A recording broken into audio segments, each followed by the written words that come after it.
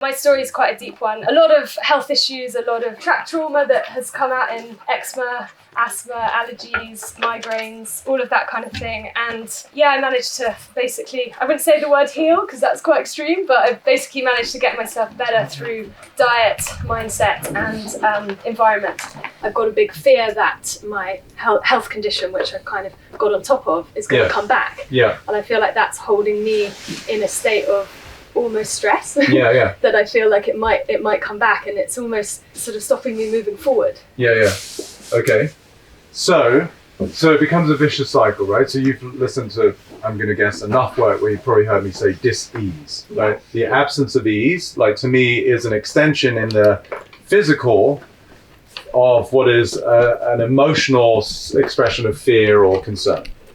So the irony is, you're on top of, that's your way of describing it. That's not a truth either. That's how it occurs to you. So being on top of your health issue means to me that actually there is that underlying subtext of like concern that one, it's still there, and two, it might actually exacerbate or come back. So even though it seems like, oh, I'm on top of it, like I'm in control, that's an illusion, and it's only perpetuating the very thing that she thinks she's in control of. So it gives you the stress and the dis-ease, which is the precursor to the manifestation and the cascade into your physiology. Do you follow? Yes. Great. So going back to what I was telling all of you, that you are 100% responsible, not in a way that's fault, but rather in power, that you generate your experience of life. So at some level that you will not consciously know, you're creating this to serve a purpose. It justifies something about the way you relate to life. Right? So if I were to keep my back bad, I could use it's collateral as an excuse or a justification for something. Like, oh, like my dad wanted me to be a pro athlete, but I hate my dad, so I've manifested a bad back so that I don't actually have to do it. Do you see? Like story, yeah. Yeah. So there's something about whatever your health issue is that actually allows you to be right about something. Okay. Now, it's going to take a minute. So whenever we attract any circumstance, physiologically, circumstantially, relationally, financially, everything in your life is inextricably connected to the vibration that you hang out at, whether you realize it or not. Now, you might not even know what your vibration is. She's caring, loving, she's probably had, like we even talked about on the live, and it's obviously, I know, sensitive and emotional for you, but like she would never say, no, I want to be sick. But at some level, she's choosing that. Now, until she really owns that I'm choosing that, she's in constant resistance to it, which actually perpetuates it.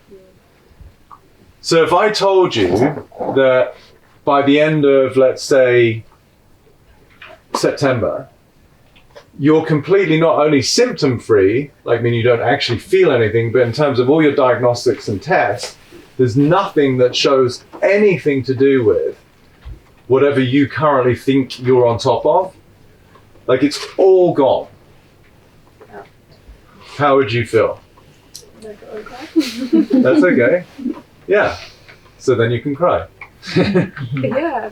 Like I find it hard to even think about that. Yeah. I've had it since I was small. Right. So do you see, time justifies the illusion of truth. So the longer we've had something, the more we think that's just the way it is. So that gives evidence. Like, I did a live Q&A where people ask questions on Instagram, and somebody said, how do you deal with chronic pain? And I said, by realizing you don't have chronic pain. You have pain right now. The chronic part is your story about it, which only exacerbates the pain that you have. And as long as, on a scale of 1 to 10 right now, you're doing amazing. Yeah. If you were to quantify the pain, the actual physical pain of whatever your symptoms are, on a scale of 1 to 10, what would you say they are right now, just sitting here with me? Today, wait, it's 10 bad? 10's bad, yeah, so the amount of pain. Yeah. So today I'd say they're good, two or three? Okay, yeah, great. So this further is evidence, right? So she's at a 2 pain, I'm going to guess most of you are probably hovering between a 1 and a 4, just because you're human. It's your back, it's your knee, it's your jet lag, whatever it is, right? So you're with us, humans. And so now what's the difference between being at a 2? What's the actual suffering that you're experiencing? Because literally you're at a 2. Yeah. So where's the suffering coming from? So I guess I know you spoke about it earlier. It's about like my memories of the past. So Yeah. it was only back in 2020 when I literally was bedbound and I was covered from head to toe in scabs and I was bright red because my eczema was so bad and I was frightened. I didn't know if it was ever going to come to an end. Yeah. And I think I got myself into a state of like, fear that I was not going to be the same again. Yeah. And therefore I've got, almost like still a bit of emotional trauma about going back into that space where I lost my life. Basically, I was stuck in my room and I couldn't. You get it, right? And we've all got our version of this is like, we could say PTSD, right? Mm-hmm. Like we go through our thing that creates fear and hurt and scared, and then the brain, because it's designed to predict and protect, it takes, as I said earlier, past hurt and it informs future fear. So she went through a horrific experience, young, beautiful, healthy, she thought, woman who goes through this, she's covered in scabs, it's scary. The brain is like, well, shit, I don't want to do that again.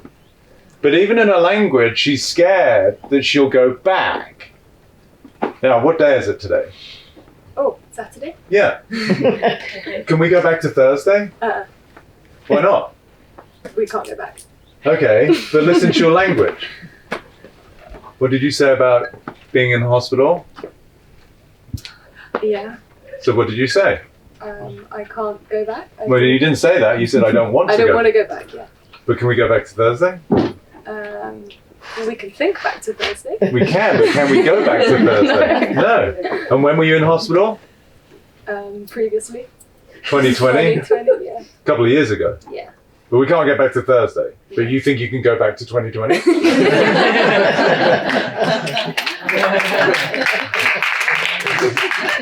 Yeah, that's impressive. So it doesn't work in days, but years is good.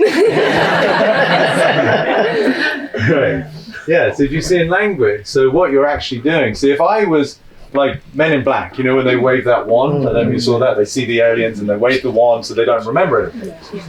So if I do that and you have no history, you can't even remember scabs, you don't remember hospital, you don't even remember it's 2020, but right now you're like, oh yeah, I've got like, I don't know, a little discomfort around the 2.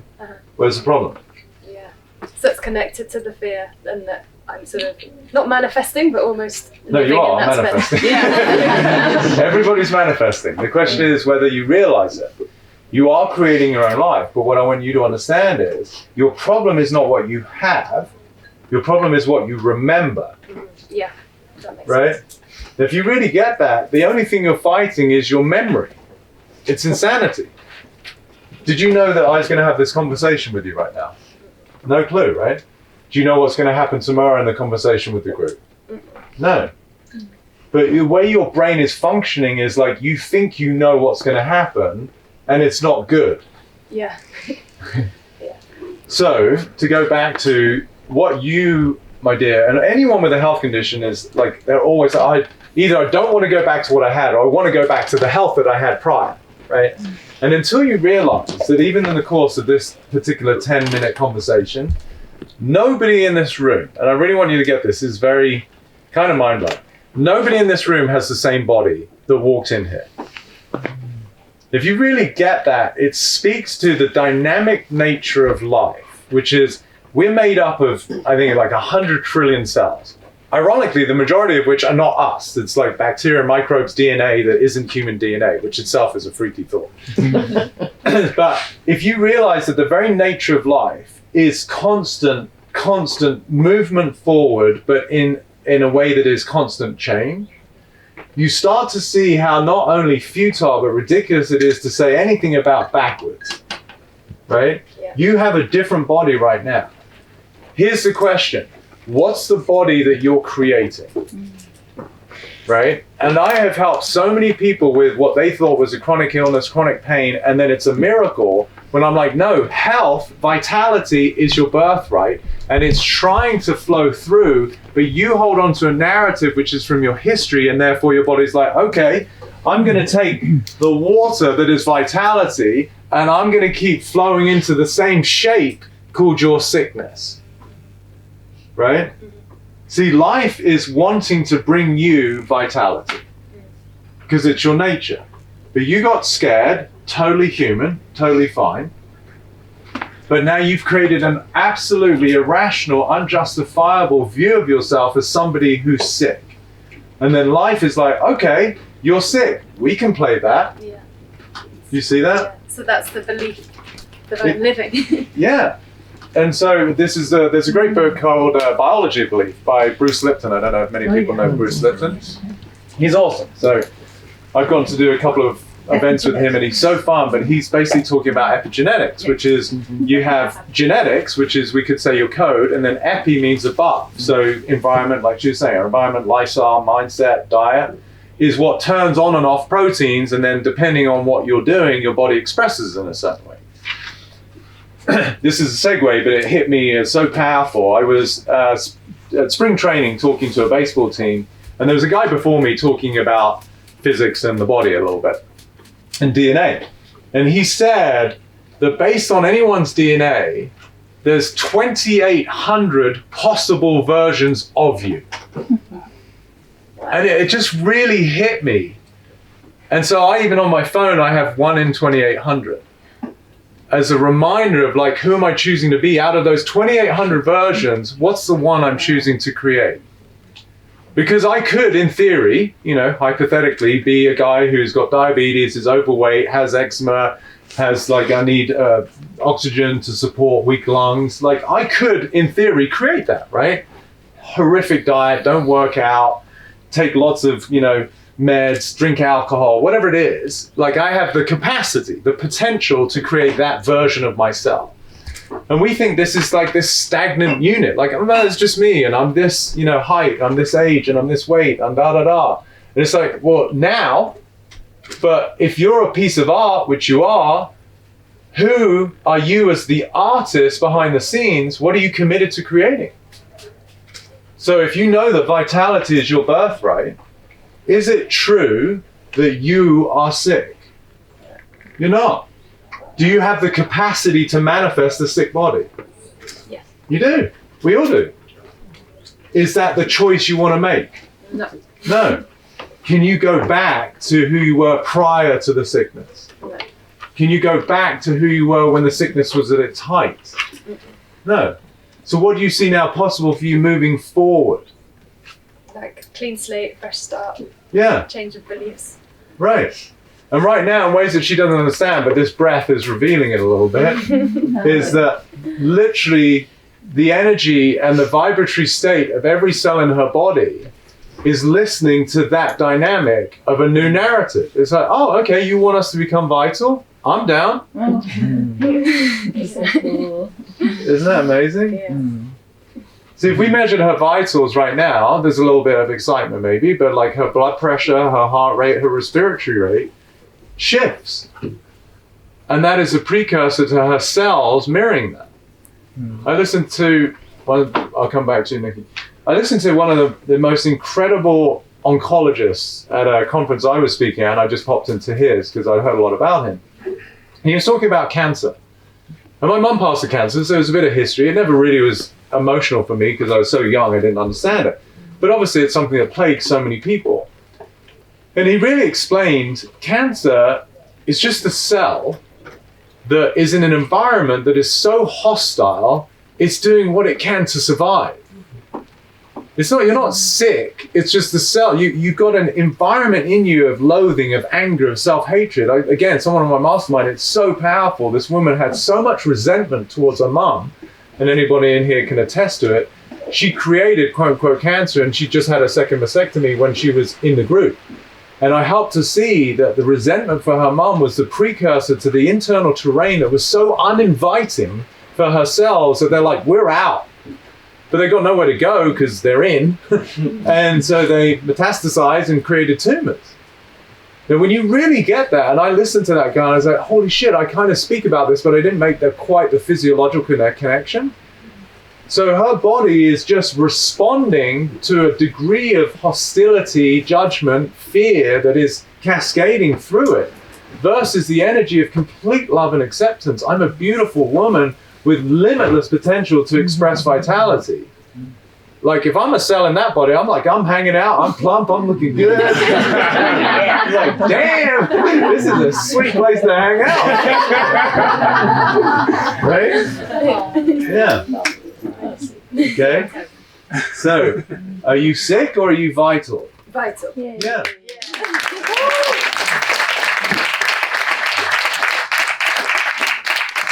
Your birthright. Now, the only illusion, ladies and gentlemen, that this is the part that I said takes discipline, is for her time. Right? Now, I assert again, if we could see what's going on in her cells, they're dancing, they're not like shriveled and scared and like, oh yeah, okay, you want to be sick, it's getting old, but we'll do it. Right? It's like, okay, finally, but now it's going to take a minute for the cell to replicate and to become fresh and for the skin to show that. And so that's the part that takes patience and trust, which sometimes people lose very rapidly.